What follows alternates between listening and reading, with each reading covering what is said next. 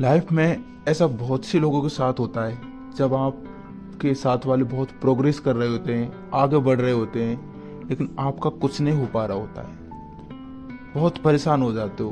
तब ऐसे में सेल्फ डाउट होने लगता है कि ऐसे मैं क्या गलती कर रहा हूँ, क्या कमी रह रही है जिसकी वजह से मैं आगे नहीं बढ़ पा रहा हूँ, मुझे सक्सेस नहीं मिल पा रही है।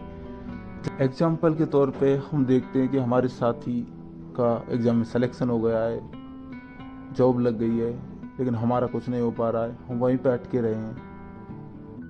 कोई विदेश जा रहा है, कोई अपने फादर के बिजनेस में हाथ बटा रहा है, लेकिन हमारा कुछ नहीं हो पा रहा है। तब आदमी को कहीं ना कहीं खुद को एक सेल्फ डाउट होने लग जाता है कि ऐसा क्या हो गया, कि ऐसी क्या गलती कर दी मैंने, ऐसा क्या रीज़न है जिसकी वजह से मैं सक्सेस प्राप्त नहीं कर पा रहा हूँ, मैं आगे नहीं बढ़ पा रहा हूँ। यदि आपके साथ भी ऐसा हो रहा है तो ये स्टोरी आपके लिए है।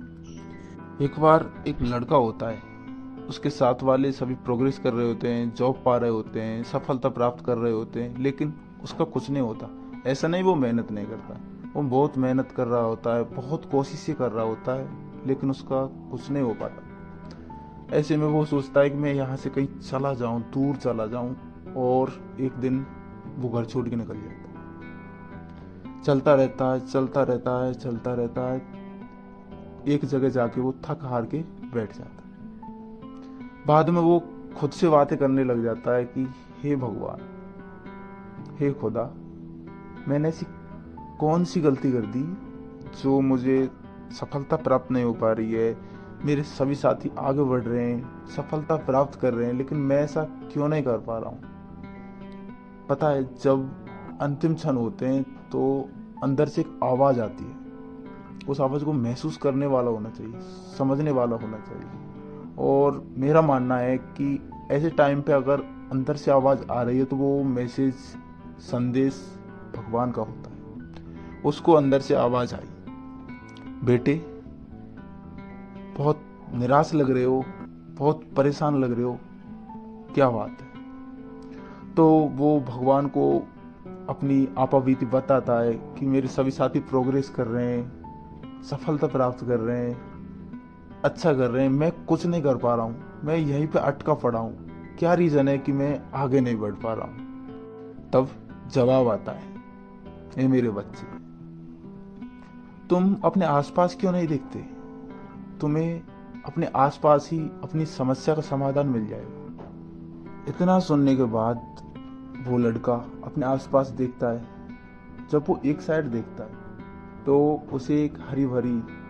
काफ़ी बड़ी झाड़ी दिखाई देती है, और जब वो दूसरी साइड देखता है तो उसे एक बीज, छोटा सा बीज दिखाई देता है। इसके बाद में वो फिर से बोलता है कि मैं इससे अपना समस्या का सॉल्यूशन कैसे निकालूं। फिर आवाज़ आती है, मेरे बेटे, क्या तुम्हें पता है कि मैंने इन दोनों को एक साथ ही लगाया था। जी हाँ, एक साथ ही लगाया था।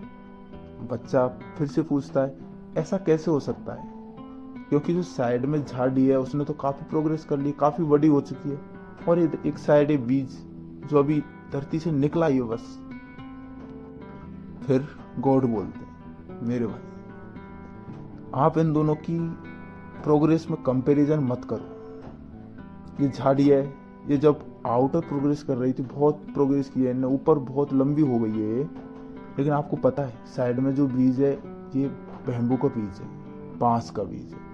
जब झाड़ी ऊपर प्रोग्रेस कर रही थी तो ये अपनी जड़ें मजबूत कर रहा था अंदर, ये अपनी इनर प्रोग्रेस कर रहा था, जिंदगी के थपेड़ों को झेल रहा था, मजबूत हो रहा था।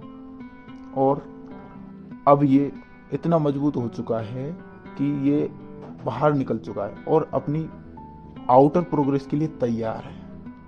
मैं आपकी जानकारी के लिए बता दूं, आपने अगर चाइनीज बैम्बू का नाम सुना हो, चाइनीज बांस, तो उसकी जो आंतरिक संरचना होती है, आंतरिक के जड़ों की संरचना होती है, वो इतनी कॉम्प्लिकेटेड, उलझी हुई होती है कि आप उसमें सालों साल लग जाते हैं उसे अंदर से प्रोग्रेस करने में, धरती की छाती फाड़ के बाहर आने में।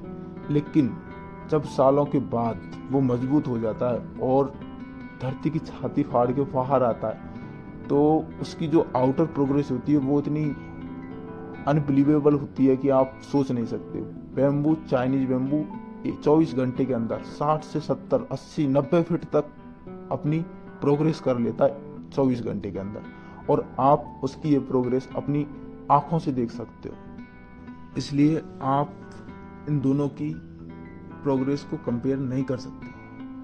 तो इस स्टोरी से एक तो ये सीखने को मिलता है, पहली बात, आप कभी भी अपने आप को कभी दूसरे की प्रोग्रेस से कंपेयर मत करो, क्योंकि कभी भी किसी की कंडीशन समान नहीं होती। हो सकता है आपके लिए कोई अलग परिस्थितियाँ हो, प्रतिकूल हो, उसके अनुकूल हो। अनुकूल है तो वो ज़्यादा प्रोग्रेस कर पाएगा, अगर आपकी प्रतिकूल चल रही है आप नहीं कर पाओगे। फाइनेंशियल प्रॉब्लम, कुछ भी प्रॉब्लम हो सकती है। तो पहली बात यह है कि कभी भी किसी की परिस्थितियाँ समान नहीं होती, इसलिए आप एक दूसरे को कंपेयर ना करें। दूसरी बात, आपको कंपेयर कभी किसी से नहीं करना है, क्योंकि आप जो कर रहे हो, सफल हो रहे हो, असफल हो रहे हो, वो सब आपके लिए है। ये असफल भी हो रहे हो तो आपको खुद को ज्ञान दे रहा है, आपको अंदर से मजबूत कर रहा है। और जब आप मजबूत हो जाओगे तो वो आपको उस लेवल की प्रोग्रेस देगा जो आप सोच भी नहीं सकते। हो सकता है गॉड ने आपके लिए बहुत बहुत बहुत अच्छा बचा के रखा हो, बहुत अच्छा चुन के रखा हो, लेकिन हो सकता है वो आपको उसके लिए मजबूत कर रहा हो, आपको उसके लिए योग्य बना रहा हो। तो असफलता आपको मजबूत करती है, बहुत मजबूत करती है अंदर से, आपको उस परिस्थिति में सहन करना सिखाती है, और जिस चीज़ के लिए आप बने हो उसके लायक बनाती है। इसलिए मैं आपसे यही कहना चाहूँगा कि आप निराश ना हो ज़िंदगी में कभी, लगातार मेहनत करते रहें, अपना धैर्य बनाए रखें, निरंतरता बनाए रखें, क्योंकि जब आप धैर्य और विश्वास के साथ लगातार मेहनत करते रहोगे तो ऊपर वाला एक ना एक दिन आपके लिए सफलता के सभी दरवाजे खोल देगा। आपको निराश होने की बिल्कुल ज़रूरत नहीं है, लगातार मेहनत करते रहें। और दोस्तों, आपको कैसी लगी हमारी कहानी? अपने प्यारे सपोर्ट के लिए वीडियो को लाइक करें, चैनल को सब्सक्राइब करें और अपने दोस्तों के साथ शेयर करें, तथा कमेंट बॉक्स में अपनी राय जरूर दें। जय हिंद, धन्यवाद।